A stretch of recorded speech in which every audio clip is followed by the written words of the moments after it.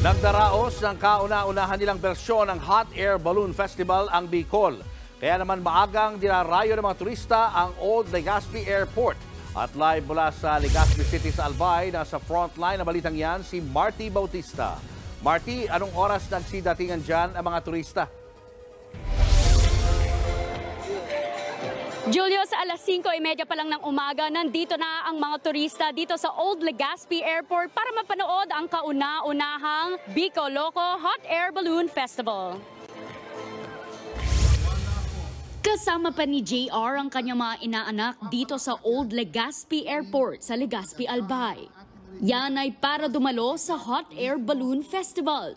Sa sobrang excited raw nila, alas 2 ng madaling araw, naghahanda na silang bumiyahe mula Naga. Sinama namin para, kumbaga, Labor Day treat sa kanila. Actually, napakaganda, super sulit, and talagang hindi nasayang yung puyat, pagod na pagpunta namin dito. Ang mga naglalakihan at makukulay na mga higanteng hot air balloon, mas pinaganda pa ng magsimulang palubohin with majestic backdrop pa ng Mayon Volcano. Excited kami, lalo na yung mga bata. Excited kaming makakita ng gato kasi minsan lang to sa first time sa Bicol. Worth it. Nihintay ko pa pero mukhang worth it naman. Yun nga lang, hindi naman tuluyang napalipad ang mga hot air balloon dahil sa malakas na hangin at pag-ulan. Buti na lang may iba pang flying events na idinaos na instant show naman sa lahat ng bumisita. Aerobatics,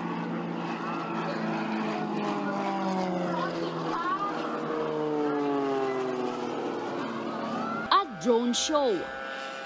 Pati mga car drifter at skydivers mula Latin America, US at Europe nagpakitang gilas din sa pista. Magtatagal naman ang Hot Air Balloon Festival hanggang sa weekend.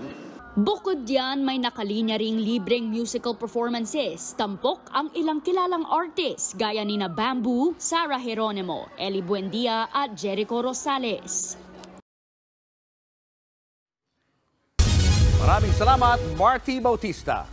Mga kapatid, Jiggy Manikad po, iba na ang may alam at may pakialam sa panahon ngayon.